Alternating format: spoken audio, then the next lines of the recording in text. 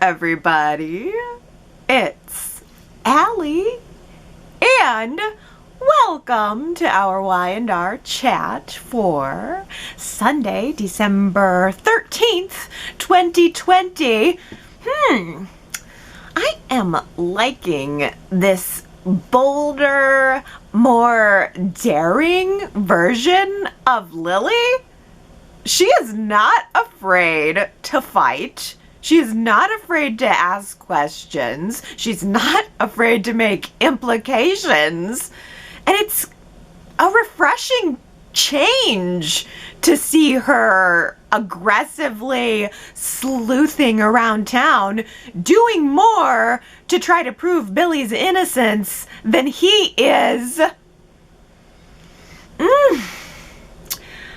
This week, Billy was arrested, and he was given some very sexy bad boy mugshots.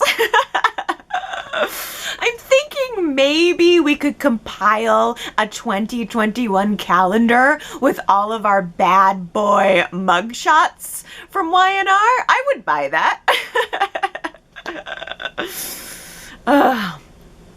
But Billy was released pretty quickly on bond. It maybe only took an hour before he was out of there. Is that standard protocol around Genoa City for someone who's been accused of attempted murder? How did he get released so quickly? I would think that if you were charged with a violent crime like attempted murder, a judge might want to think twice about letting you slip right back out into the public, especially if you're rich and capable of fleeing the country on a private jet to go off to Samoa to catch those killer waves. It's shocking to me that he got out so quickly, especially when the prosecution has an eyewitness. We now have an eyewitness who can put Billy at the scene of the crime, and there's no denying it. Billy reveals to Amanda this week that he was at the crime scene, but it must have been before the crime. Naughty, naughty Billy, keeping that piece of info hidden. Here's his version of this story. Billy says that he received a news tip. He said it was a news tip from some source that told him that Chelsea had gone missing, right at the time where Chelsea had gotten kidnapped and gone missing. So Billy, hot on this story that of course he would want to expose Adam with if possible, Billy follows Adam to the kidnap warehouse, but when he got there, he saw Chelsea. She was just kind of freely stumbling away from the scene in her one-shoulder sweater. Probably she had just escaped. And it sounds like, from Billy's perspective, he doesn't think Chelsea was the one who saw him there. And since she seemed fine, Billy just thought nothing of it, turned around and left. Smooth move, Billy. This seems like a real smooth move right here, because whoever gave him the tip to go to the crime scene was probably also the person who was setting him up. Somebody sent him to the crime scene. It seems like a setup. But that totally ruins my theory, though, that it was Chelsea. All week I'm thinking, oh, it's Chelsea. She's probably the eyewitness. She's the whole mastermind behind this whole thing. But if Chelsea was there, she can't have been the eyewitness. And I'm starting to think maybe now that a lot of the signs are pointing to Victor. Ugh, I don't know. What a mess. It's a total mess at this point, and I don't have any clues. All week, I've just been thinking about how I feel terrible for Amanda because she's the one left with the bag. She has to now untangle this whole web. And just as I'm feeling sorry for her, Billy turns around and fires her. Billy fires Amanda this week as his attorney. See, Michael offered Billy a plea deal. Michael said, if you plead guilty to a lesser charge, then you'll get 5 years max, which is a whole lot better than the 10 to 15 years that he could be looking at. And I'm sure that Michael was offering Billy this 5-year deal in part because Michael knows deep down that there's a strong likelihood that Billy did not do this. The one thing I feel sure about, and in all of this, is that Billy likely did not do this. But they're just following leads. The police and the DA is just following leads. Michael's doing his job. And likewise, Amanda is just trying to do her job in making sure to present Billy with an argument for taking the plea deal. From Amanda's perspectives, she doesn't want to get, several months down the road, go to trial, have Billy lose the case, get 15 years in prison, and then have him coming back to her saying, well, why didn't you fight harder for me to take the plea deal? But Billy sees any talk from Amanda about this plea deal as being a sign that his lawyer does not have complete faith in him, that even his lawyer doesn't believe him. So he fires her. It seems like Billy would much rather have Lily become his attorney instead. I'm sure that he will rehire Amanda next week, but for now, Billy's pride is hurt. He thinks that no one believes in him, and he's relying on Lily to work some off-the-record hours to try to save him. And Lily is doing a pretty darn good job of it. Lily had a real slick confrontation with Victor this week, which looked absolutely beautiful. She was so gorgeous this week. In that scene with Victor was where we first saw her in front of a Christmas tree looking all shiny in that it was a blue and silver chevron blouse. Oh, it was a gorgeous scene. She looked beautiful and she's in front of this shining Christmas tree and she's actually sitting there implying to Victor Newman that he could have been the one to set Billy up. I was so impressed with her. She was shining in all kinds of different ways this week. It's true. It's the same thing that Victoria was saying last week. It wouldn't be the first time that Victor has done something to set Billy up. I mean, if Victor would go to the lengths of trying to set his own son up for a murder, why wouldn't he do it to Billy too? Ooh. I just have to give Lily points for bravery. She didn't exactly get anywhere with Victor. Victor didn't reveal anything, but it showed me that Lily is willing to speak her mind and fight for what she thinks is right. She's been to prison, and she doesn't want that to happen to Billy. She absolutely believes in innocence. She's in a unique position, having been to prison, to look at someone and to be the person to say, I believe you, especially when the world doesn't. And now here she is, helping him to prove his innocence.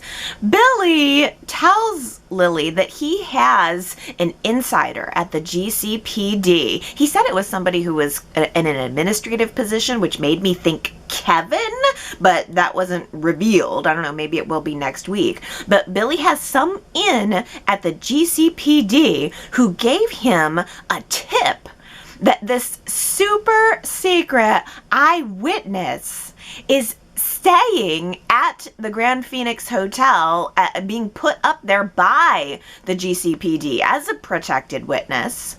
And this witness is registered as Celeste Rosales. The name this eyewitness is registered under is Celeste Rosales, who is Ray and Lola's mother.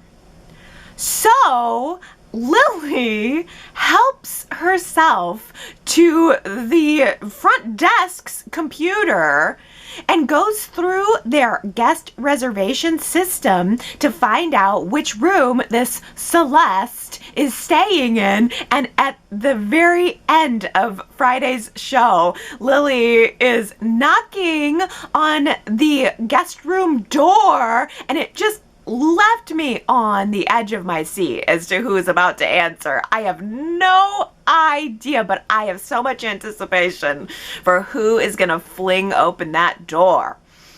It sounds like it can't be Celeste herself, because Billy and Lily tricked Lola into talking about her mom a little bit, and Lola said that she hasn't seen her mother in a while. She hasn't been to town in a while. So Lola could be lying. She could have been onto them and understood what they were up to and in on the whole thing. Or Lola was being honest and it's not Celeste at all, that it's just a fake name and this has nothing to do with Celeste. But I don't know who else it could be. Arturo? I did see some news updates that both Celeste and Arturo are going to be coming back onto the scene in a few weeks, but it's toward the end of December, and I think it's supposed to be for Sharon and Ray's wedding, which is the bigger news to me on that is that the wedding is even going to happen. Let's hope that Jordy doesn't get COVID again. We could have the bride and the groom for a second wedding. Ooh, I'm looking forward to that, but I honestly wasn't expecting it. But I'm thinking that Celeste and Arturo coming back has more to do with the wedding than anything to do with the murder investigation. Who else could it be? Could it be Nina? Nina was hanging out in the hotel lobby talking to Victoria this week, and I honestly thought that Nina would have been gone by now. She was hanging out in town while Abby and Chance were on their honeymoon. So why would she be there? Any chance? Any chance? I don't know. What are your other theories, chatters? Who is going to open up that hotel door? Go to yrchat.com to give me those theories. I mean, who would need the GCPD to put them up in a room at the Grand Phoenix Hotel when everybody in town lives there anyway? One other fascinating little note about Billy and Lily.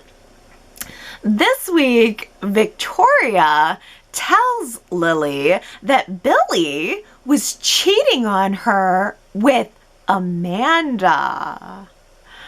Victoria claims to Lily that Victor showed her the evidence, and we know as the audience that that evidence was clearly falsified a year ago. Are we finally getting back to the mystery of who falsified that evidence a year later? Billy and Amanda were sneaking around together, but as far as the audience knows, they weren't having a physical affair. And out of the blue, Victor popped up with some supposed evidence. I think it was hotel receipts. And he presented them to Victoria to show her that Billy and Amanda were having an affair, but that never happened, not as far as the audience knows. So either Victor is the one who faked that evidence, or someone like Ripley Turner fed Victor that evidence. Ripley was lurking in the background, clearly with motives toward ruining Amanda's life at the time. But I don't think it's that. I don't think it has anything to do with Ripley. I have a stronger feeling that the reason this is being brought up now is to give the audience a fine reminder that Victor has gotten away with framing Billy in the past. The affair, in quotes, was just a minor example of it. It's absolutely possible that Victor would go to larger and longer extents to just get rid of Billy altogether. But if Lily does end up uncovering some evidence that proves that Victor was behind that or this, I wonder if Lily is going to end up opening up the door to a new love triangle for herself, because right now she is the undisputed object of Billy's affection and attention. But if Victoria comes to realize that her marriage with Billy was sabotaged by Victor, Victoria might start wanting him back. We saw her at the wedding last week thinking about Billy proposing to her, thinking about her true love story with him. And I don't know, I'd hate to see what Victoria would do to Lily right now. Victoria's on a pretty strong warpath and a pretty strong winning, well, sort of winning streak, I guess if you call that winning. But I don't know, even though I really like this bolder version of Lily, I do still worry about her getting caught up in Billy and his trouble. And that is what Devon said to Lily this week. He told his sister, I think you should consider disassociating with Billy. I mean, Devon does not want to see Billy and his trouble or this scandal bring Lily down when Lily's life is finally going so well. Lily is someone who has been through the ringer. She's come back stronger than ever. She's like a new person in so many ways. He doesn't want to see her go down. I don't want to see her go down. And I don't know. I think Lily is doing an awesome job of holding her own right now. But Billy and Victoria both have their own unique ways of bringing people down, and I would hate to see Lily become another casualty of war.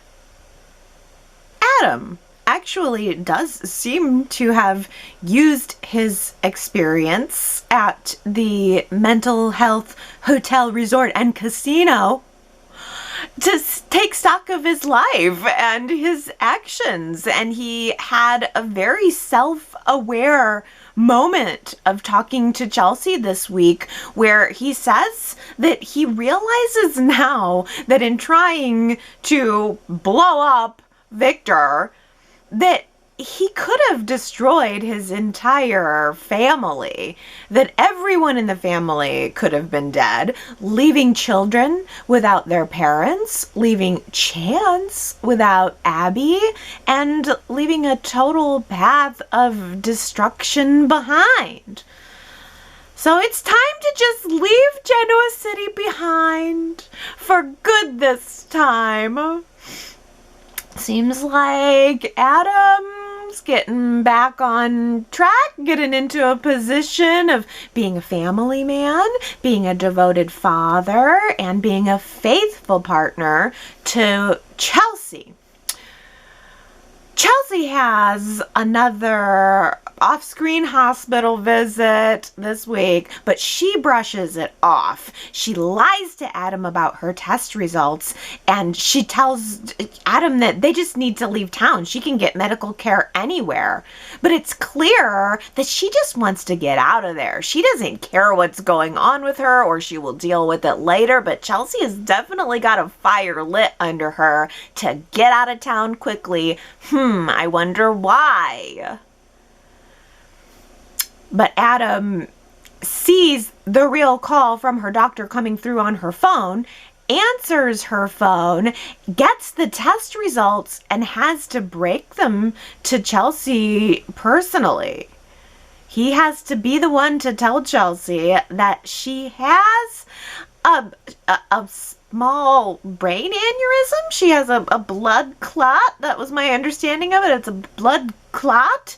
something very small that was not detectable in the previous scan, and which Adam now feels incredibly guilty about, because it was probably when she fell to the floor, trapped in the elevator, that maybe that's when it was caused, and it probably also was made worse by the kidnapping and drugging situation. So Chelsea's not right in the head, and now we have a diagnosis. Now we have confirmation that there's something going on with her brain.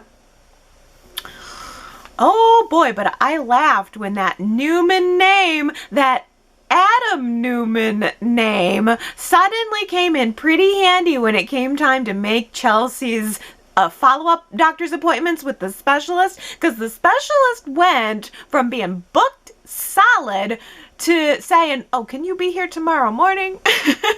Right after Adam dropped the name Newman. Oh, are you Victor Newman's son? Yeah. Well, let me double check that book.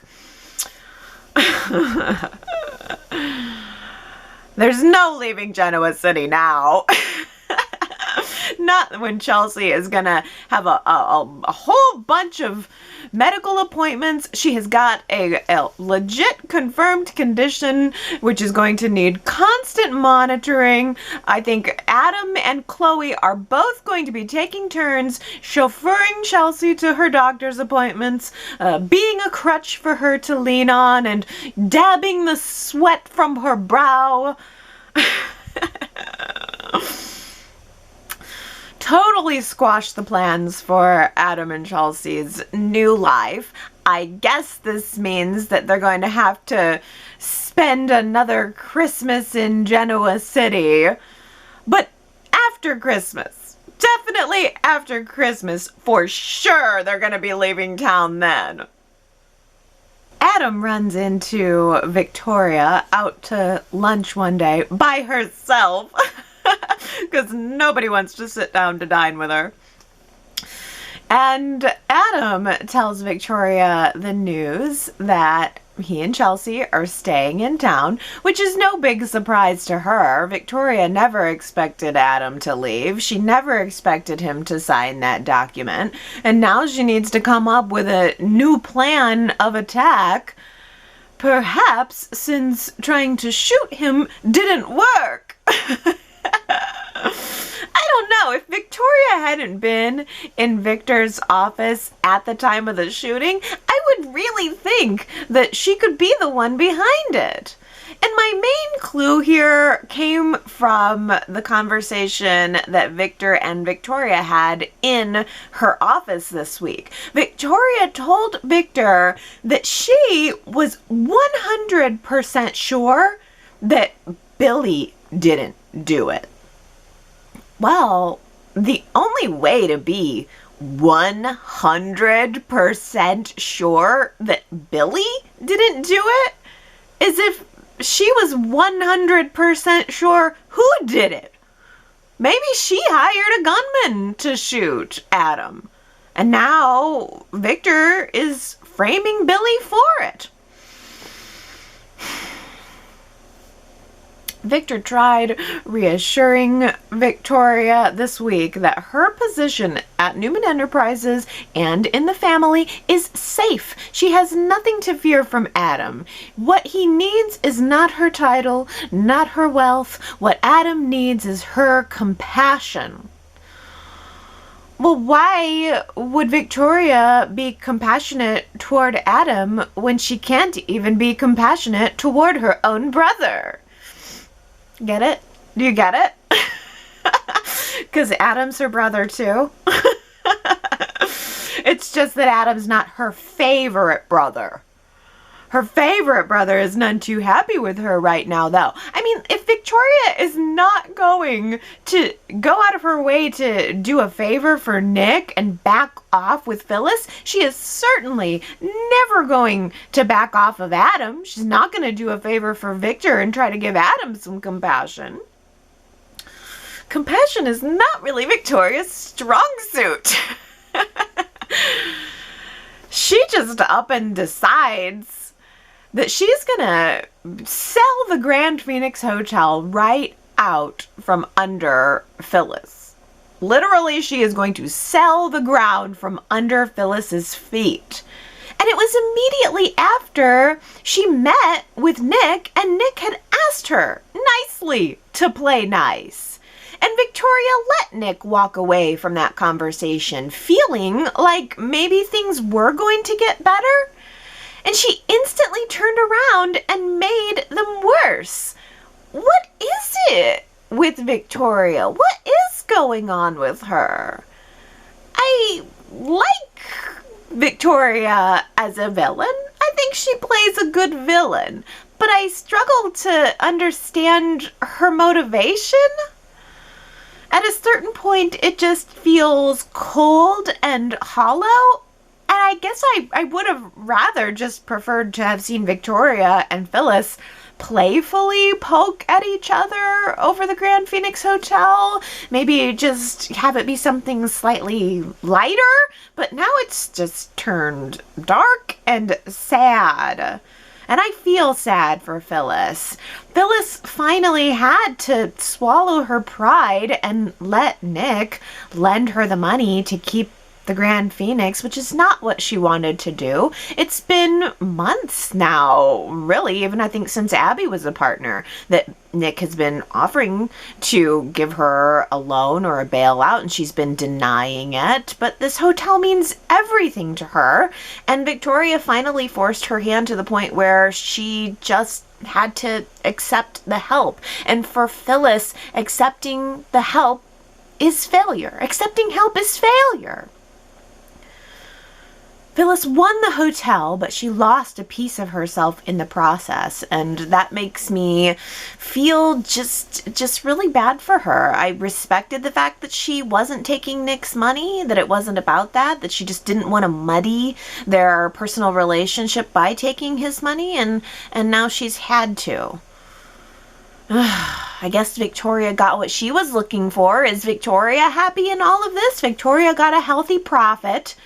And the pride of knowing that she forced Phyllis into a position of weakness. But Victoria's cost is going to be her relationship with Nick, obviously.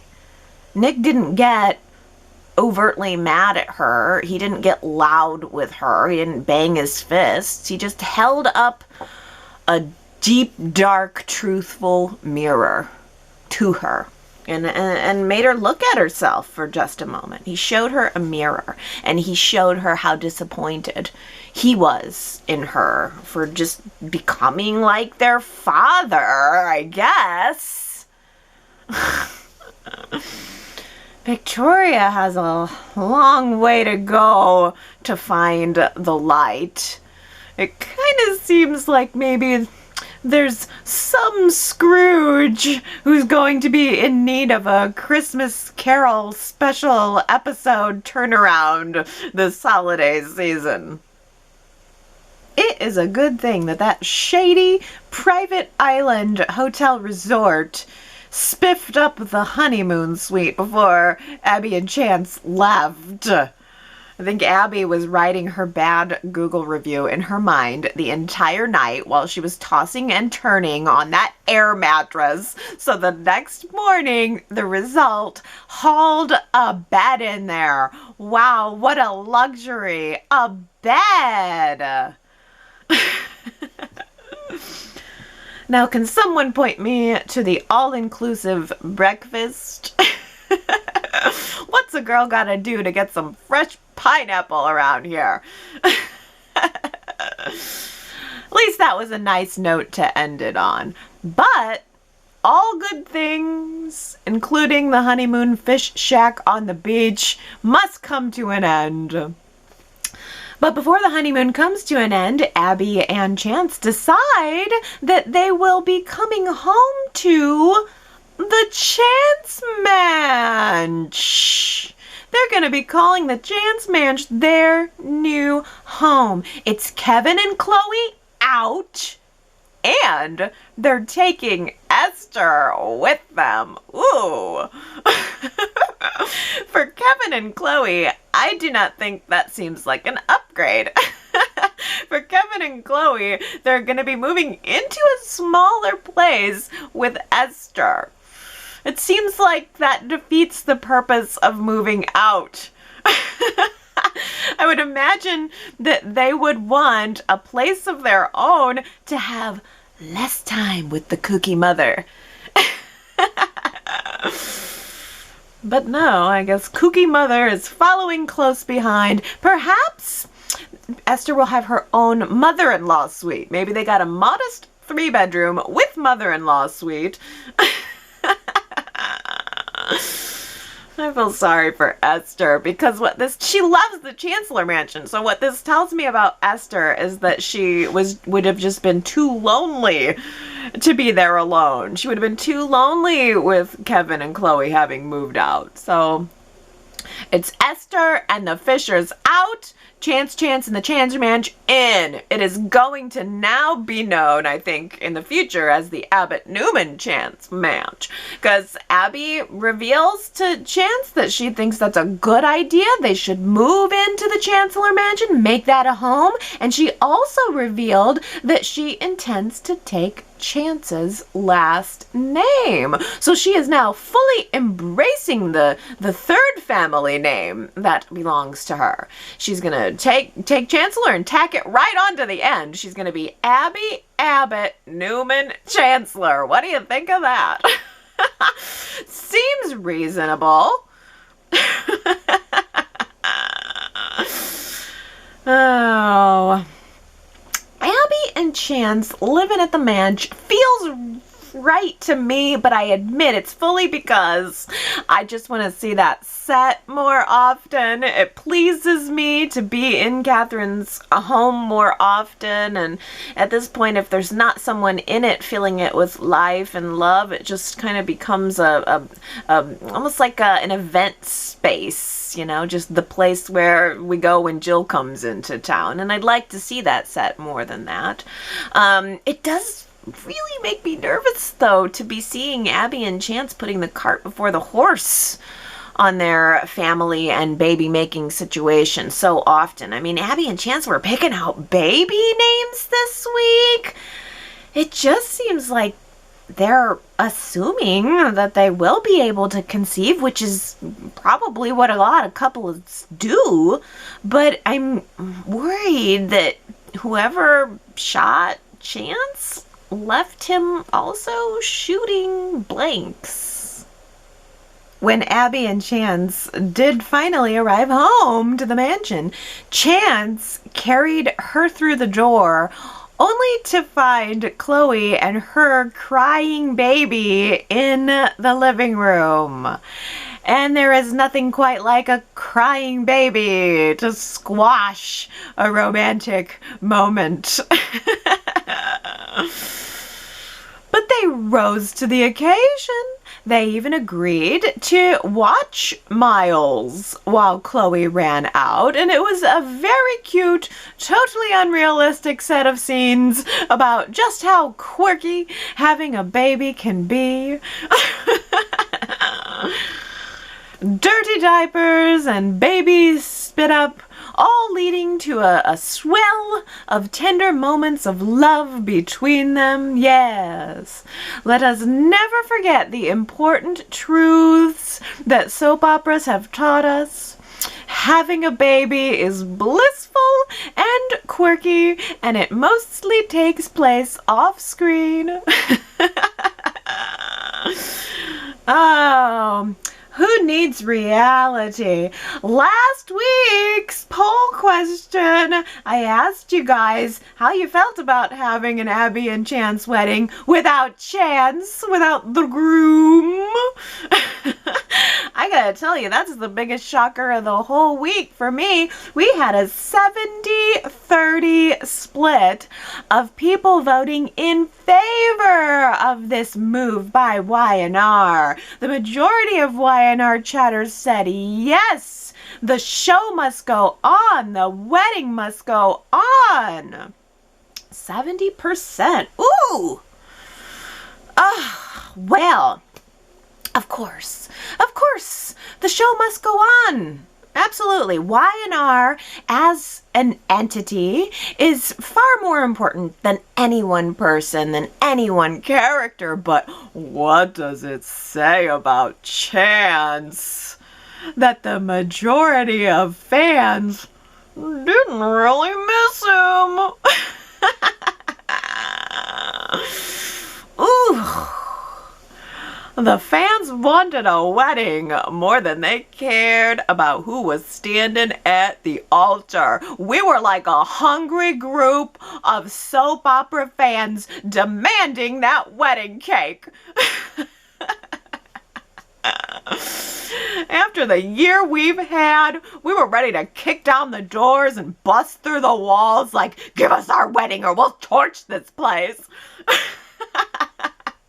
Oh, you guys, is Chance a total side note?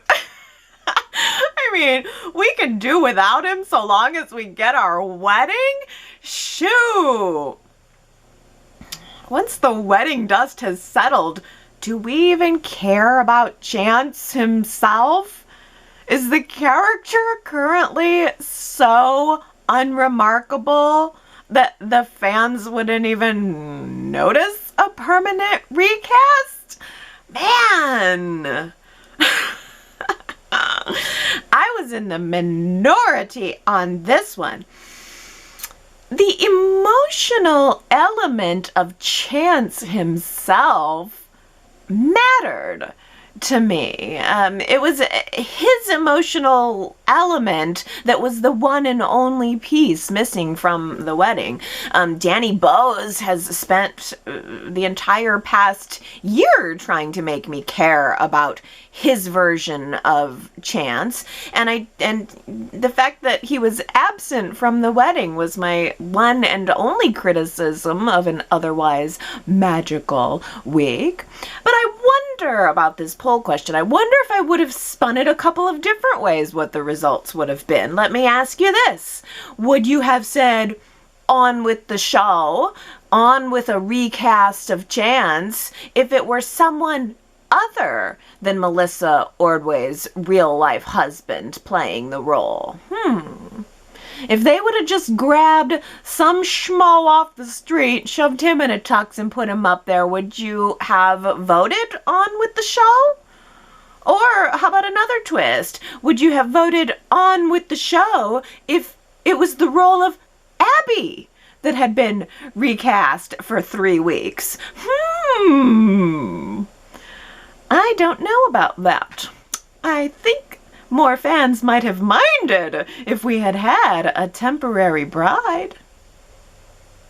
Brittany Hodges is the best. She really makes me want to rethink my position on liking legal drama. Normally I don't like legal drama, but perhaps I could stand having a few more court battles if it would bring Brittany back to town more often. Hey, is Lauren Woodland pregnant? I tried looking this up online but couldn't find a thing about it. She was carrying a coat with her the entire time, and she had it placed right in front of her belly. It almost seemed strategic. And then when she sat down in the Abbott living room, she was only being filmed from the chest up, and Theo was standing behind her. It just seemed a little suspicious to me. It seemed like a when we hide the pregnancy trick.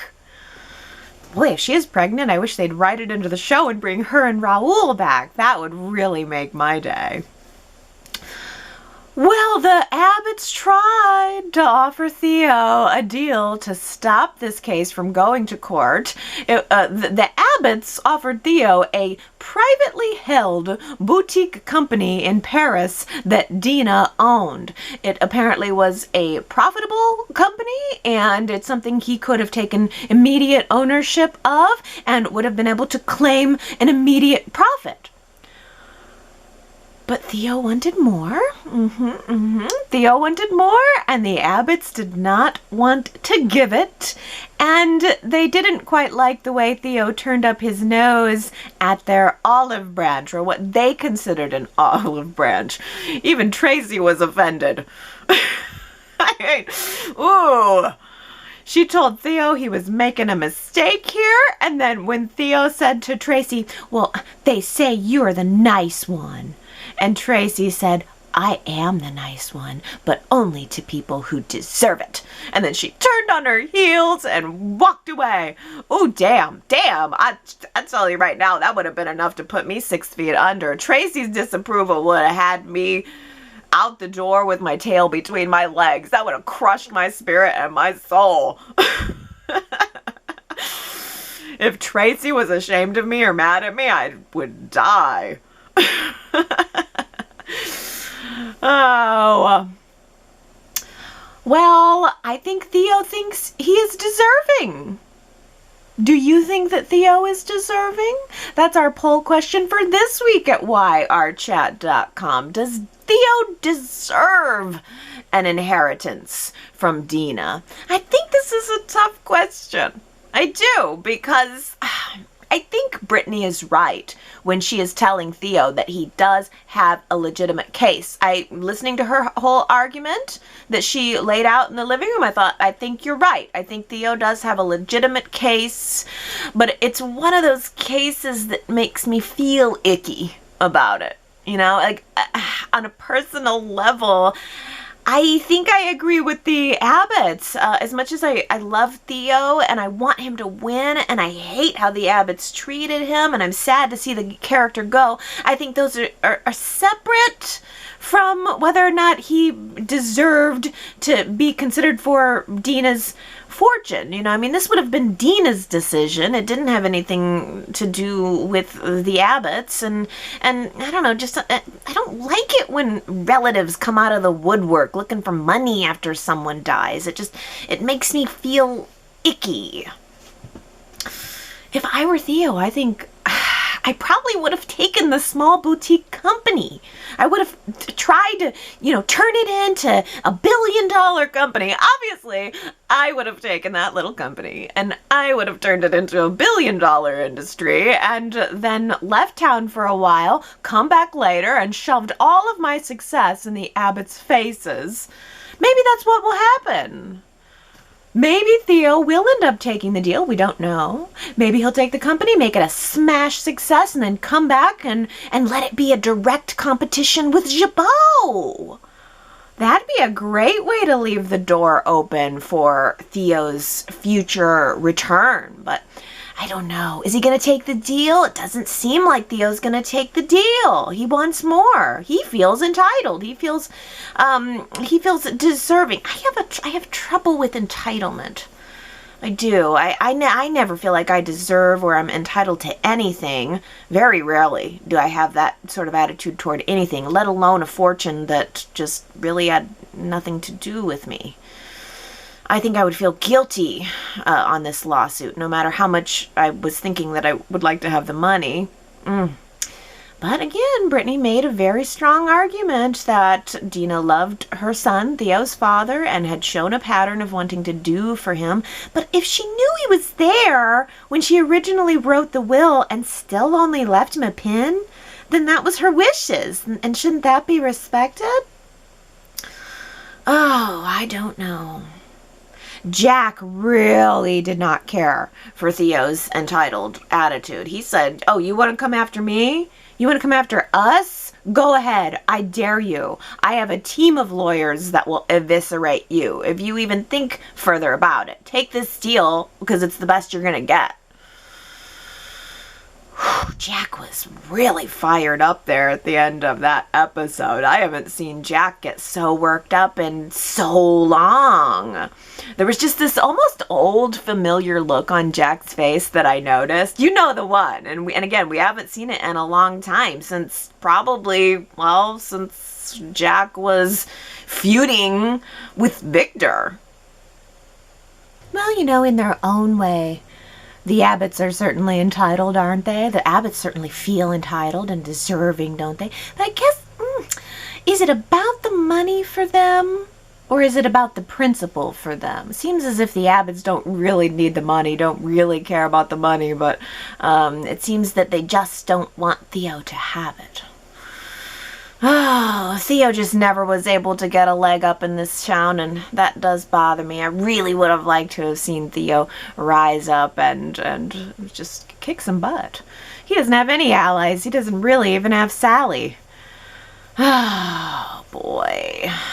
He and Sally, they've given each other just little bits of information, little bits of backstabbing. I don't know about it. It's not all coming together in a happy way, that's for sure. Theo tells Sally that all she has to do is breathe Kyle's name, and that will be enough to send Summer into a tailspin, and then Sally can just, I don't know, I guess collect Summer's job. Oh, I don't know about that. Is Kyle Summer's Achilles heel? I don't know. I don't know why that would even be true. Why does Summer have to be so insecure about Kyle? Kyle left his wife for Summer. Kyle wanted to marry Summer. Kyle's been following Summer around like a puppy dog for months now. How can she still be insecure? And if she is, then there's really only two things she can do. Number one, she could dump him and move on and be done with the insecurity. Or two, she could lock it down, put a ring on it, and shove it in everyone's face. I'd pick number two if I really wanted him. Oh, the thing is, even Sally Spectra, with all of the tricks in her bag, cannot stand in the way of true love forever. Isn't that the moral of the story that sent her fleeing from the bold and the beautiful? Doesn't matter what trick she pulls out of her bag. Doesn't matter if she's pretending to be dying. She is not going to stand in the way of the two lovers who are in true love. True love. Oh, right now, it's not really working out for Sally any more than it's working out for Theo. Sally has been striking out left and right. She's trying to make inroads with Kyle, trying to make inroads with Jack. She was telling Jack that she has ears on Theo, and she's pretending to be an ally of the Abbotts while backstabbing Theo. She is trying everything she can in a very unappealing way to get Summer's job. I don't know why that job is what she must have. Look, the job's off the table. Find something else. Lauren's got her running coffee, but there's got to be something in between. Yeah, I guess it was Mariah's job. I guess Sally thought, okay, well, if I can't have Summer's job, then I'll take Summer. If I can't have Summer's new job, I'll have her old job. But it's too late. Kyle gave that to Mariah. So there's just it seems like there's no place for her. Oh, I really loved the scene with Lauren and Jack, though, where they were talking a little bit about Sally, and even Lauren knows that Sally has her eyes on a bigger prize, and I appreciated Lauren's attitude that, well, you know, when I was her age, I don't think I would have been satisfied to be an assistant either, would you? No, no, no. I love that sort of changing of the guard, that circle of life where the elders realize that, all right, well, they're just doing as I did. The younger kids are doing as I did. But where is Sally finally gonna land? I mean, apparently there's only one job at Fenmore's. There's only one job at Jabot. Might I suggest that Sally interview at Chancecom? Is that where this is headed? Because I have a feeling that Theo's job is going to be opening up soon, and we had Sally meeting Billy last week, so I wonder if Sally's going to end up bouncing over to Chancecom. Maybe she can spend some late nights working with Billy once his charges have been dropped. Speaking of true love, true love truly is patiently listening to someone's stories that you already heard before. I loved the Nate date. I love Nate. I love Elena, but I think it's absolutely adorable that he sat there listening to her tell a story that he's heard before simply because he likes the way she tells it. That's true love. And I want more. I had a taste, but I want more. I'm glad that they're together.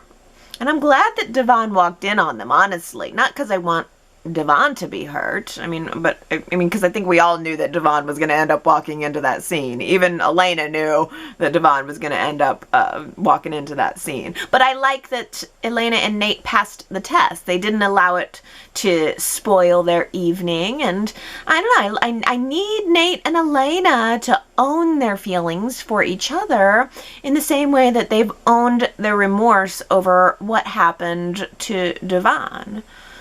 Besides, Devon is going to be fine. He went home, he called up Amanda, and he shared his takeout food with her. Never underestimate the power of a little power. Doesn't that sound like something Victoria would say? Or another power player in Genoa City? Well, I guess it was said by a certain power player in Genoa City, but not in the way you'd think. Never underestimate the power of a little power was said last week by Abby. She was revealing to Chance her honeymoon mood lighting. She had tossed the scarves over the lamps and turned on the power and was so happy with herself and said, hey, never underestimate the power of a little power. A little mood lighting really changes the feeling and really changes the scene. That's why they call it mood lighting. It sets the mood. That was a tough one, though. Only 4 of you guessed it, so I have to give extra big congratulations to Daisy, Henry, Julie, and Keisha. Well done, well done. Let's have a new quote for this week. I thought that this was a little bit fun coming up upon the Christmas weeks. How about it? You don't mind if I wrap you in bubble wrap, do you?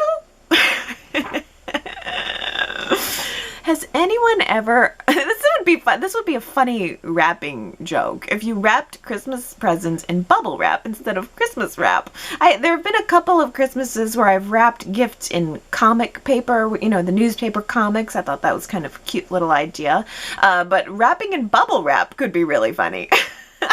Especially if you wrapped it in a mass of bubble wrap so that the person could kind of see clearly what the gift was but had to work at getting at it. There you go. There's a Christmas joke for you. Who said it? You don't mind if I wrap you in bubble wrap, do you? Well, if you do know who said that quote this week, you can go to yrchat.com to leave your guess. And if you get it right, I will give you your shout out on next week's Y&R Chat. On the topic of mood lighting, Christmas has finally arrived in Genoa City this week. Hallelujah! Christmas time is here. Victoria says things in Genoa City are looking very sparkly. Society is all decked out for the holidays with lots of glitter and shiny decorations. The ladies in Genoa City are also very sparkly. Just look at Lily's dress and remember Sharon's sparkly blue jacket. I bet there's a run on Ray-Bans in Genoa City with all this shine. Oh yes. I think Society was the most beautifully decorated Christmas set. I mean, they had 2 big trees in there. There was one by the window and one by the bar, and they were just both crammed with the most beautiful ornaments, and it was just blinding, as Victoria said. Not only did they have the 2 trees, but they also had many smaller trees. I mean, there's probably like at least a dozen other smaller trees in Society. Plus they had centerpiece trees on each table. Plus they had all of the garland. Plus they had wreaths. Plus they had lights. I mean, I keep noticing too, those beautiful LED candles that are placed in the fireplace at Society. They also seem to have an LED candle that looks like it's inside of a glass candle holder, like as if it was a candle you bought from the store in the glass candle holder, and it must be LED. I'm sure they use all LED lights, but I mean the whole place was so pretty and twinkly, and it's a twinkly place normally, so it was just extra splendor. It had extra Christmas splendor right now. It was like a freaking magical forest in there. Oh, and we need it, don't we? Jamie had a very sad, just absolutely devastating week and called in this week to let me know how much she loved and needed to just disappear into our sparkly, Christmassy Genoa City. Jamie says, I just feel holiday vibes all over the show, and it's exactly what I needed. Oh, Jamie, my heart breaks for you. I hope you're doing okay. I mean, my week was nothing like what you went through, but I totally identify with you disappearing into the holiday vibes of the show. I mean, I think I am more excited about Christmas this year than I was about the wedding of Chance and Abby. I've really been anticipating all of the Christmas decor showing up on set. I mean, it's just, Y&R does such a beautiful job of decorating, and it has such an amazing effect.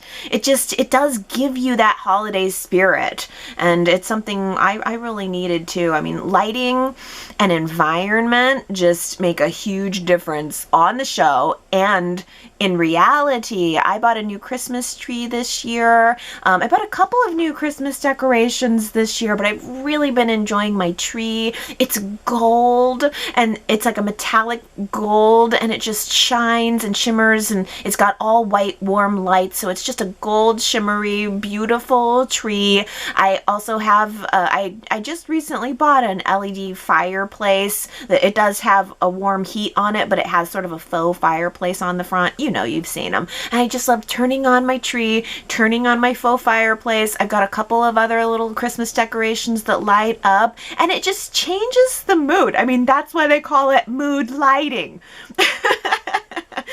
So it is so important, especially if you're having a hard time. And I know there are going to be a lot of people having really hard holidays this year. Hey, consider ordering yourself a new tree or some LED candles or something. And when the sun goes down, set your mood lighting and just get into it. Just get lost, as Jamie says, just get lost in that holiday splendor. And whatever that might be, because it was funny that Abby and Chance were sitting down in the Chancellor Mansion talking about decorating, and he had made some comment to Abby about, so what kind of Christmas tree do you like? Is it pink? You know, do you like having an all pink Christmas tree or something? And Abby was very quick to say, no, I like my trees green. But Gary also was liking that notion of Abby having a pink fluorescent tree, or even like a lime green Christmas tree from the hipster 60s. Gary says he thinks maybe a fluorescent tree would look pretty good in one of our restaurants. And it's funny that you mention that, Gary, because, you know, I love that retro vibe. And I was looking at the Christmas set at the Grand Phoenix Hotel too, and I noticed that they had a white Christmas tree with those green balls. It was decorated with green balls, but also these white fluorescent or iridescent balls on it too. And they were huge, huge balls on this tree. And it just looked so magnificent. The Grand Phoenix seemed decorated a little less than Society, but they had some beautiful lights, some beautiful trees. I love what they do with their entryway. It was looking very good in there. There wasn't many other homes that were decorated. We had the two restaurants, or, you know, the hotel and the restaurant. And then I noticed that Y&R put a wreath up on the Jabot boardroom set. There was just one wreath of ornament balls hanging on the door. It looked a little sad. I think they had a couple other Christmas touches, but nobody went to any great lengths on that one. They just stuck a wreath on the door. And then I really laughed hard that Victoria kind of decorated her office this year. I mean, it was the most Victoria decorating that could possibly ever have been done. She just had a tree. It wasn't lit, just sitting right behind her at the desk.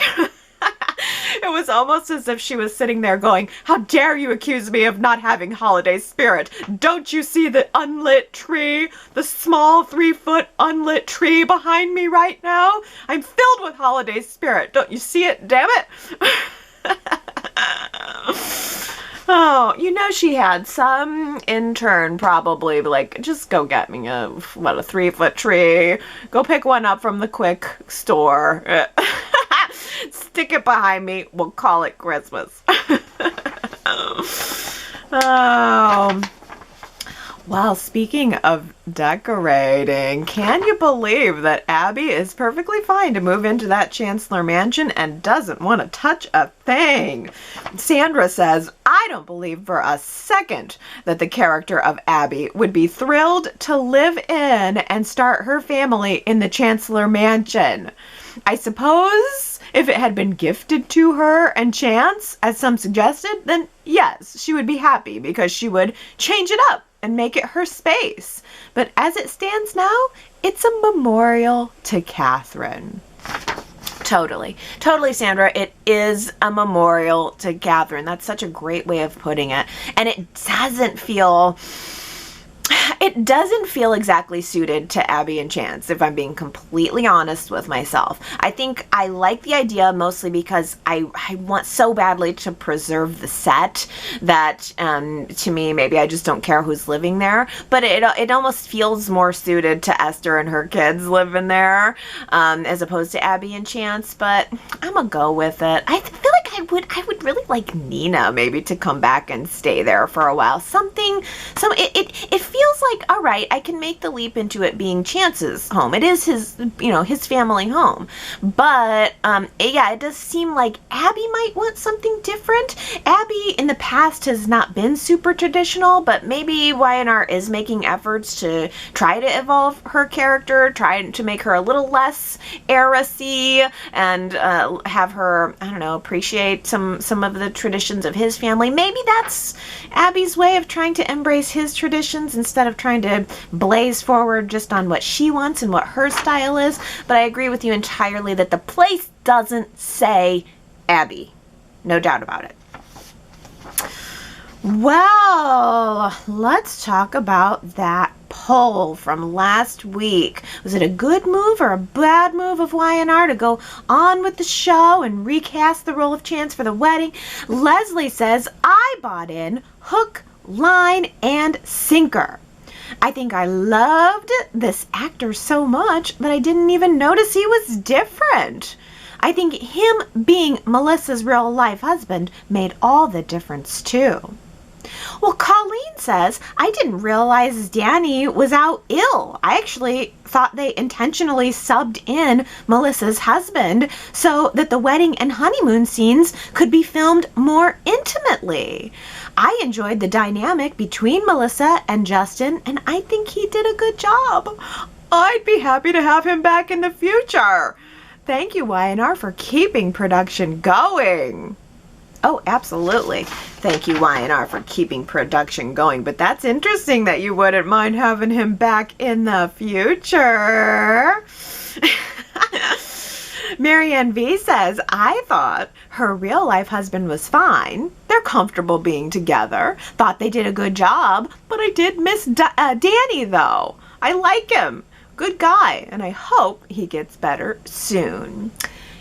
I'm pretty sure that Danny Bowes is back on the set now. I think I saw an update that he is back to filming, and I think I heard that Melissa and Justin were kind of saying goodbye and reflecting on the experience of what had happened. But I do think that Danny is back now, maybe to the chagrin of some. Robbie says, I voted that it was a good move. I'm not a big fan of Danny in this role, so it was nice to see someone else for a few episodes. Yes, that's kind of becoming my running theory. I think there are plenty of people who are either not liking Danny in the role of Chance or are just maybe so lukewarm that they didn't mind him not being there. Superplex says, I think the production staff did the best they could given the circumstances. They write these scripts, I imagine, months in advance. They had to celebrate the 12,000th episode with a special occasion. They were caught in a bind when suddenly Danny Bowes came down with COVID-19. What else could they have done? They couldn't write a new script and record it given the countdown to the 12,000th episode and still celebrate the occasion with the appropriate flourish. Sometimes we have to cut the show some slack. Well, absolutely, absolutely. There's no doubt about it. I'm sure that Y&R considered all possibilities before moving forward with the recast. I mean, I know there's a lot that goes into the planning. It's very easy to say, I wish they would have held off, but with that comes an enormous amount of consequence. I mean, as a business owner, I definitely understand the decision to move on. I mean, Y&R is a machine. It is a machine that is people's livelihood. So I do understand the decision to move on. As someone who participated in theater many times through my life, I also understand that the show must go on. It's very common to have an understudy for exactly this reason. If someone gets sick, you gotta have somebody waiting in the wings and ready to jump into that role so that there can still be a show.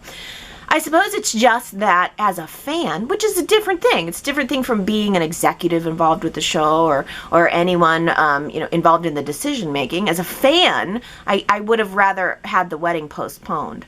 I think I probably would have rather watched a series of cast interviews or some sort of special presentation for the 12,000th episode. And I would have rather had the full wedding go forward with my characters intact. I mean, I can't say that Danny Boaz he's like a make or break character for me. Chance to me could, I like him. I like him perfectly well. I suppose it's just that, spending time with the character, trying to get into the character, it's tough when it's gone, and all of a sudden you're just expected to jump on board with a totally different portrayal and a totally different person. But I 100% understand why Y&R did what they did, and as fans we can't always get what we want, and that's okay too. Kyle says, given A, how much Y&R built up this wedding as the end-all be-all ultimate Genoa City trifecta, and B, how they showed so many classic episodes this year, I can't believe that they didn't delay for a week or two so that Danny could be taking part in the taping of this wedding. Coming up with quick filler is tough, and missing the 12,000th episode would have been a shame. I thought they could have just aired 1 or 2 weeks worth of classics and then pick up after that with Danny Boaz. It makes me sad that they will never be able to show Abby and Chance's wedding again in any form because of the substitute groom. Yeah, I could have sat through 2 weeks of classics too. It's seeming like 3 though. It seems like Justin took over maybe 3 weeks ago, so it probably was a much bigger deal to them to say, oh, no, I mean, yeah, there's no way we can go back and finagle our way through 3 weeks of this, because I know that I think the quarantine period with COVID is 2 weeks, but we don't know how Danny specifically was feeling. We don't know when he was feeling up to the task of going back to work, but I think it's been about 3 weeks. Again, if the question is, would I have rather sat through classics for 3 weeks? Yeah, I would have. That's how much I do want my characters. I wanted that emotional element of Chance, and I didn't get it. But it didn't ruin the wedding for me. I was okay to move through with it. I would honestly, I think it would have been cool if they could have just put together some episodes or some interviews for the 12,000th episode. But it all turned out all right. I mean, it all turned out all right, all things considered. It is a shame that we're not going to be able to use those flashbacks, though. But I really think, I would betcha that as soon as Danny gets back on set, they're going to redo some photos and they're going to redo some key parts of the wedding. You bet. I bet in a couple of weeks, we're going to end up seeing Danny back on set with Melissa. They're going to have a moment where they're remembering the wedding, and it's going to be a flashback that has been recreated. Well, Ellen says, Doug Davidson should have had a prominent role in the 12,000 episode extravaganza. He's been on the show the longest. They're not treating him right. Give Paul a story already. That's true. He's the longest running cast member, and he wasn't in the 12,000th episode. That didn't even occur to me. They aren't treating him right. I mean, as the chief of police of Genoa City, Paul's not really even currently tied into our Who Fired the Gun story. T. Nicole says, it is becoming more obvious that Chelsea is the shooter and is framing Billy, or is at least one of those. The look on her face when Ray said Billy had been arrested, but my big red flag is how eager she wants to leave Genoa City, to leave the crime scene. Yeah, Chelsea's big time suspicious. How about this theory from Daisy, who says, after Chelsea escaped, she wanted to stop Adam from exploding the bomb. Adam had stolen Billy's gun and Chelsea went to get it. She was upset, became afraid of Adam. She loved him, but his plan was not right. Chelsea returned to where she was held and waited with Billy's gun. Chelsea saw Adam raise the gun, not sure if she was doing the right thing, wanting to stop Adam, not to kill him, but her hands were shaking as she aimed and then fired. When she realized she hit Chance, Chelsea panicked, wiped the gun clean, and left. And now we find out that she has an aneurysm. Perhaps it is causing her short-term memory loss, and that's the reason she doesn't remember what she did. But if her medical issue is successfully treated, she may have to face the truth, and Adam, and Chance. Ooh, so that's good that Adam stole Billy's gun. Chelsea found it, was about to use it to shoot at Adam to stop him from going through with his plan to blow up Newman Tower, but she missed, shot Chance, had the whole brain aneurysm thing happening, and it's just that she doesn't remember what happened. I like that idea, that the aneurysm is not necessarily being played as a multiple personality type thing, but it's more of a just causing her to not even know what she's done. So maybe she just has this unexplainable feeling like she wants to get out of town and that the situation's not right, but she just doesn't remember it. I guess I hadn't thought about that before. I guess there's a part of me that's been thinking that Chelsea knows what she did, but maybe not. That's a great theory, Daisy. I like that a lot. Another great theory. Sherrod says, could it be that Alyssa is the witness and Victor paid her to lie, or since she is the actual shooter, was willing to lie about Billy being the shooter? I think it is a very good possibility that Alyssa is going to play a role in this somehow. She could be the one at the hotel. Keisha says, does anyone think Victoria hired someone to shoot Adam? Did she stage the robbery at her house? Victoria didn't have much of a reaction to her own break-in. CEO of Newman Enterprises didn't even file a police report. Did Victoria stage the whole thing? Well, Keisha, I think this could work in with Sherrod's theory, too. It is possible that Victoria is the one behind it all. She could be in collusion with Alyssa as the eyewitness. Victoria and Alyssa did have a connection, right? I think Victoria approached Alyssa and was saying, hey, I know Adam screwed you over. He kind of screwed us over, too. You want to partner up? We're going to frame him and send him to jail or kill him. I could definitely see Alyssa being the one when when she opens the door and Lily sees who it is. Ugh, it's gonna be so good. I need something. That's the thing. I feel like there's so many theories out there and there's so many possibilities that range from really prominent characters being involved to people who are totally sidelined. I just want some kind of clue. I think Victor or Victoria is a good one.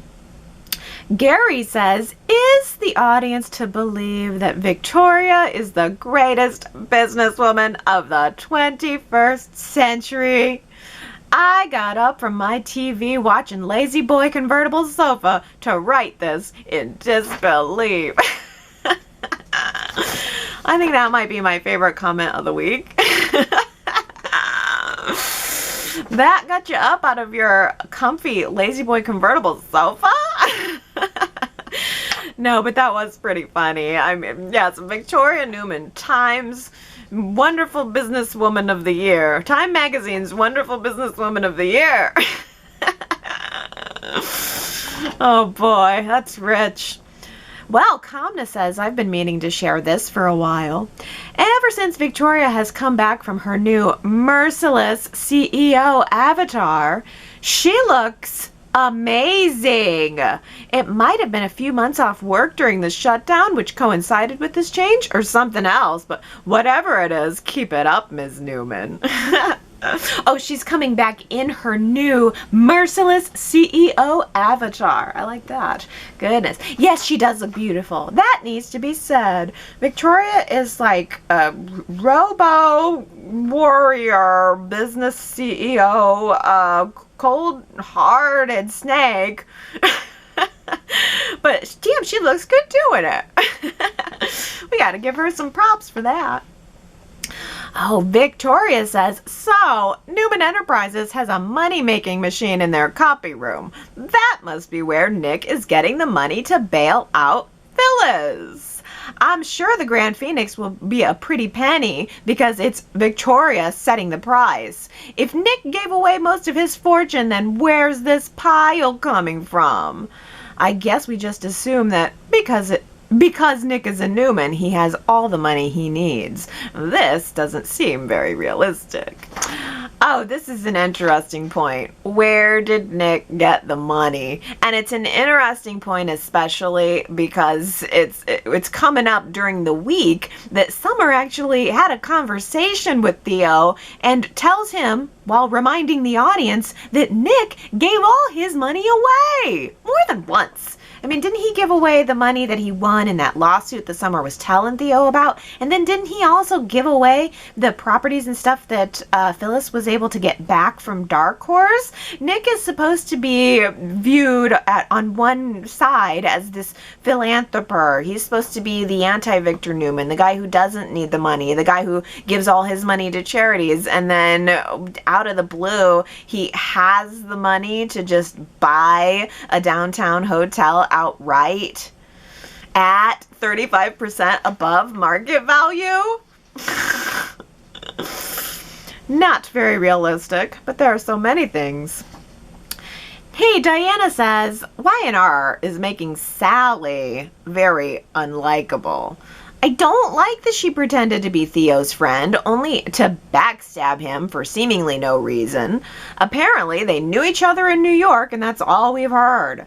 I didn't hear her say anything negative about him to Kyle, Jack, or Summer. Doesn't make sense to me as to why Sally is so fake and deceitful to Theo. It would have made more sense if Theo had done something to Sally in the past, and now she wants a little revenge. Oh, that would have been something so easy that Y&R could have worked into the backstory. That maybe Theo didn't know it, but he did something to Sally, and that's why she's working against him. I don't know. I think Sally's less working against Theo and just more working for herself. But I agree. She's not very appealing. Superplex says Sally is becoming Jack's spy. Now she will bed him because he will become her mark. Oh, yeah, I know. It's hard not to think about that, isn't it? Every time Jack and Sally are in a scene together, it is hard not to think, ooh, is this going to go in a romantic direction? Because Jack does seem to be one of Sally's only real allies. I think Lauren is an ally, but Lauren's also her boss, so it's a little different. Jack is seeming like he has a soft spot for Sally, and it's a soap, so who knows what that soft spot will turn into. Oh, this is good. Tina Cole says, my prediction as a way for the show to give Lola a story is instead of Sally going after Kyle herself, she will find out that Kyle was married to Lola and try to push them back together. Sally could find out that the reason Kyle and Summer broke off their engagement was because of her insecurities about Lola. Lola can then become Sally's secret weapon. It's only a matter of time before Sally finds out about Lola and Kyle's marriage. Yes, Tina Cole, yes. I was really wondering why Lola was having that scene with Abby on Friday? Why was Lola sitting there listening to Abby talking about her blissful honeymoon, and then Lola felt the need to talk about her own marriage that didn't quite work out? It was really inappropriate. Abby was being so happy and sharing her joy, and Lola was like, yeah, I had a tropical honeymoon too. Didn't work out real well for me. And I thought to myself, why are we bringing this up now? But you're totally right. We are getting ready to connect Lola back into Kyle, and it's going to be Sally who's probably winding Lola up, pointing her toward Kyle, or winding Kyle up and pointing him toward Lola. But we did have that preview where Summer is going to Kyle and saying, Sally's got it in for me. She wants my job and she's going to try to use you. So Summer's on to this. I'm assuming that Theo is the one. Theo probably tells her. I mean, Sally kind of backstabbed Theo. I think Theo's about to backstab Sally by telling Summer what Sally's plan is, or what he thinks it is. So I think Theo's going to tell Summer about that. Summer's going to go to Kyle and give him a heads up. But as far as what that becomes after that, I don't know. I feel like Sally's already burning bridges left and right with everyone in that Jabot / Fenmore's building. She gives really false face to Mariah this week that, again, as Diana said, it's unappealing. It just makes Sally look bad. I wonder if she's going to completely strike out with everyone there and go over to Chancecom. I'm sure she would enjoy taking Theo's job and rubbing it in his face. Oh, Ellen says, no, I just read this. We were all just missing you, Mamie. Y&R's original Mamie Johnson, Marguerite Ray, has died. Oh, yeah, I did see that too. This is weird, but I love that name, Marguerite. Oh, that's beautiful. And I do remember her. Shoot, I should have looked it up. I'm not sure what years she was playing Mamie. I don't know if I would have been, she looked familiar to me. I don't know if I would have been watching at the time that she was playing the role of Mamie, but it's possible I was just remembering her from my books or from photos or something. But yes, she was the original Mamie, and how very sad that we were just talking about Mamie, just talking about how much we'd like to have her back on the show, and she's just passed away. Goodness. Yeah, boy, that is sad to hear. I wonder if Y&R mentioning that, I wonder if they do have any plans to bring Veronica Red back into the role. Leslie mentioned that, Allie likes the other Mamie. I do. I preferred Veronica Red, but here's why. Leslie hits on it. Leslie says Allie does like the other Mamie, and coincidentally mentioned a couple of weeks ago that she thought of Veronica Red, the second Mamie, as Mamie more, and thought she played her more over the years.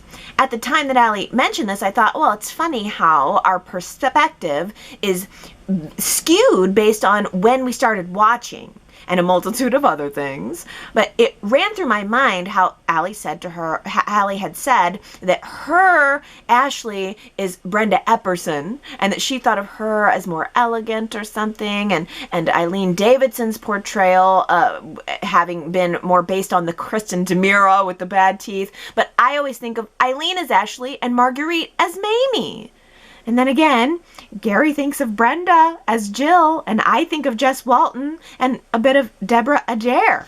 Oh, yes, it's true. Absolutely true, Leslie. That's exactly what it is. I think it's whoever you bonded with at around the time you were bonding with the character. Not even necessarily when you first started watching the show, but whatever that moment was that drew you into that character, that's the person you're always going to prefer in the role. That's why character matters. That's why it matters why the groom is standing, who the groom is that's standing at the altar. Character matters over plot. It takes a certain special person to draw you into that character and make you care about them. For me, it was Veronica Red. That certainly doesn't mean that she's the best Mamie, or, she's just kind of my Mamie. It's just that's who I think of when I think of her. But there are other people that still think of Jack as not Peter Bergman. There are still lots of people who imagine their Jack is Terry Lester. I mean, there's a million examples of that in a show where recasts happen over the course of Y&R's 45-year history, but that's exactly what it is, Leslie. I'm so glad you connected that in. It's very true. Oh, Victoria says, Jack's speech to Theo was brutal. Peter Bergman did a fantastic job of letting the viewer see his character's disgust with Theo. Jack laid it all on the line today. This would have been setting up a great rivalry, except, sadly, Theo was leaving. I know. I thought Peter Bergman was really good. He had some extra fire there. He was reminded me of old Jack back in the Victor feud days. But I think also, Victoria, it's so true that what we would have been setting up would have been a good storyline, a good rivalry. There would have been so much to do here with Theo, and it sure is sad that he's leaving. I know Ellen feels the same way. Ellen says, I thought we were going to see a Jack the Peacemaker speech. Boy, was I wrong. Certainly, Jack seemed to almost start out like he was going to be the peacemaker, and then when he got a whiff of something he didn't like on Theo, he definitely turned it over into angry mode and even threatening mode very, very quickly. Yeah, I know. And Ellen, I sure like Theo. I saw some of your comments at the website too, that you were not feeling the Abbotts. You did not like their attitude toward Theo. Especially, it's like, these are rich people who have tons of money to go around, and they just can't part with even a dime of it. Yeah, it's a very good argument. I really would have liked to have seen Theo be an inheritor directly from Dina's will itself. I think that if Y&R had chosen to keep the character around, that's exactly what they would have done. I don't like the way the character's going out. I wish they would have made him an inheritor on the will and therefore made him a rival of the Abbotts instead of totally shunning him and now making him have some kind of, he comes off as greedy to me. And I wish that wasn't the note that Theo was going out on. Gary says, genealogy is not a consideration, and Theo needs to be happy with his fountain pen. Dina's will are her last her bequests. That's what she wanted done, and with her property, and for it to be respected. Yeah, that's where I can't help but land on it there too, Gary. It's just that it's not that I don't want Theo to have something. I want Theo to have something more than the pen, but at the end of the day, it does feel like those were Dina's wishes, and as much as it really is disappointing for Theo, I just, boy, I think it is what it is. He's not going to be walking away from Genoa City with anything, nothing more than the company. He might very well turn around and decide to take the boutique company in Paris and go to Paris, but I don't think he's going to be getting anything beyond that. Well, here's our peacemaker, Sandra, and we'll end on this. Sandra has given us a Christmas poem for Theo and the Abbotts. This is her Christmas wish, almost a Christmas letter to Santa. Sandra says, Dear Sandra, no, that's me. This is, Dear Santa, if wishes could come true, I'd ask Theo not to sue. Fences could be mended and contracts amended. The Abbotts would forgive him and they'd start all over again. Yes, Sandra/Santa, that's a beautiful poem. I wish that too. That's a beautiful Christmas wish. Maybe that'll be the Christmas miracle that we get this year. All of the news that Tyler Johnson was leaving the show, it was all just a ruse. And we're going to have Christmas peace along with our fine Christmas feast this year for the Abbotts. Well, but I'm not counting on it. I see the writing on the wall. Oh, well, I think we're still going to have a nice Christmas. I'm just going to look at all the beautiful, bright and shiny Christmas decor, and I'm going to continue to relax into that all next week. Oh, what a beautiful show. I love Y&R. I love Y&R in every way. I know you guys do too. You can go to Y&Rchat.com if you want to spread some Y&R love this week, or give some opinions on our poll question, or who it was that shot Adam, or who could be the mystery person behind the hotel door that Lily will find out about. When are we going to find out about that? Because I don't think it would be on Monday. If we're finding out who's behind the door on Monday, I would have heard something, because Canada already would have known.